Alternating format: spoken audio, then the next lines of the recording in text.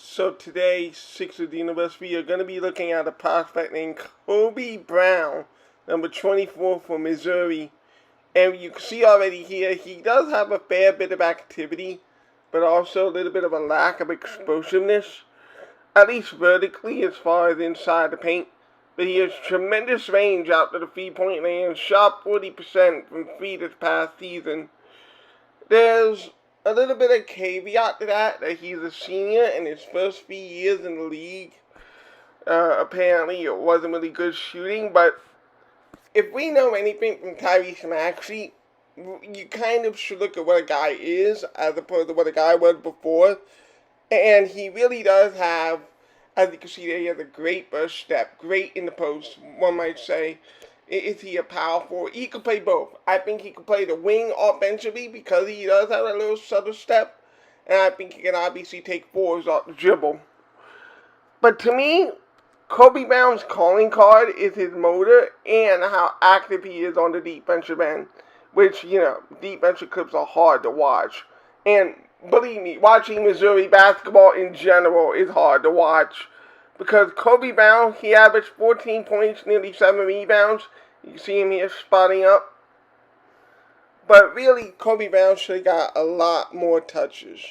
He should have got a lot more touches on the offensive end. From the 3.5 games I watched in Missouri, other Missouri fans can comment. But I thought Kobe Brown was leaving points on the board at times.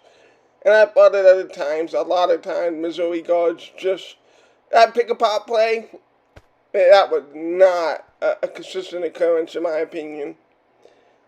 But when Missouri is able to get out in transition, he is a tremendous transition runner and finisher. And I do think at the next level, some of those inside shots obviously are going to be a little bit difficult.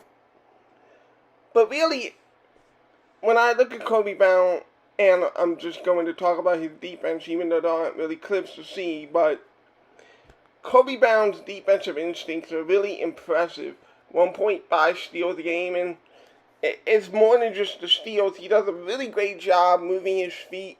Not the best lateral mover, you'll see that from time to time, but at 6'7" with a 7-foot wingspan, he's able to easily swallow up lanes. He's able to swallow up the space defensively. And that's really what's going to allow him to defend multiple positions at the next level. Has a good awareness inside the Missouri zone. Very switchable player. I really love him a lot for the 76ers because a lot of what he can do, he's a great cutter. He has a good feel for cutting off the ball. That first step is so subtle and he has such strength. I feel like he does have to work on these finest touches. There were a lot of layups that he missed point blank. And I know we have the Anthony Melton syndrome, but I do think he can get better because, again, he does have a solid frame to work with that 6'7", 7-foot wingspan frame. Also, he's a very good passer. It's an underrated skill of his is that he averaged 2.5 assists a game, which, that's college numbers, but he's really good at finding those outlet passes. So really, when I think about his fit with the Sixer team, obviously he's going to be catching and shooting. And I do like his shooting form. He has a good 1-2 into his shot. He's very consistent with his follow-through. And it's a pretty quick release to where, especially, even if you do have doubts about his shooting ability, which I don't have as much because I'm taking this senior year significantly, I'm going to be on that side of it.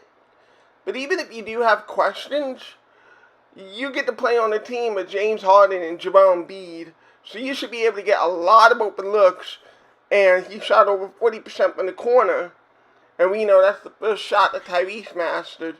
So how do I see Kobe Brown as it relates to this team if we were to get him? Robert Covington, anybody? I think Robert Covington is a very accurate comparison. Like Robert Covington, very smart team defender, weak side guy. He's shown flashes, but very inconsistent in the weak side shot blocker. But he will be there on the rotation, generally speaking. And if you want to play the switch scheme, you want to switch everybody, I think he's just a much more, even if he's not as athletic as I would like, he's more athletic than, say, oh, I don't know, PJ Tucker. Like, if he were on the floor for us instead of PJ Tucker, we win the Celtics series. Point blank. Just a flat-out better basketball player than PJ Tucker. So, does that mean he would start? Potential for it. Obviously, the Sixers want a project. They want to get some youth development in here. And to me, I actually think that he will be a great weapon for us off of the bench. Because of his ability to score the basketball, because of his ability to play off of the ball, and because of his ability to play defense, I feel like Kobe Brown could be a big weapon for us off of the bench.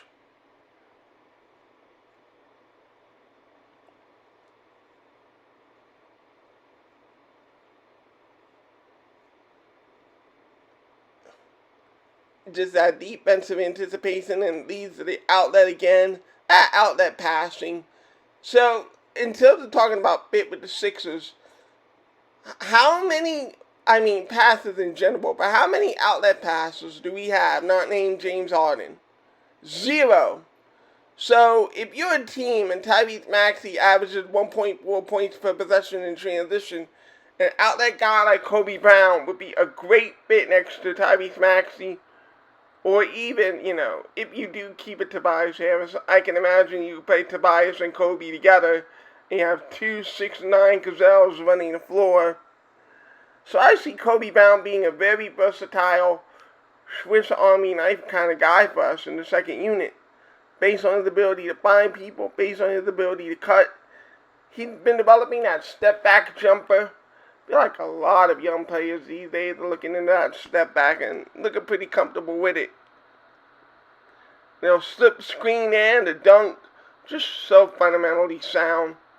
That's my big thing for him. He's so fundamentally sound. A hop step. Like, he's just too good at these little things. And so here he is again running the floor. Think about that. A prospect running the floor gets a second effort, and that's where you see again.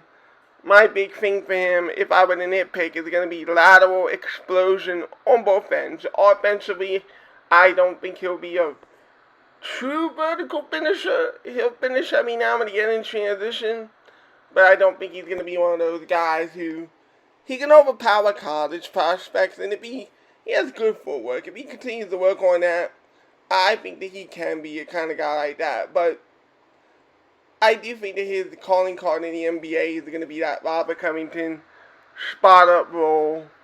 And if it does expand, I can see a little bit of Hedo Turkoglu with that passing ability.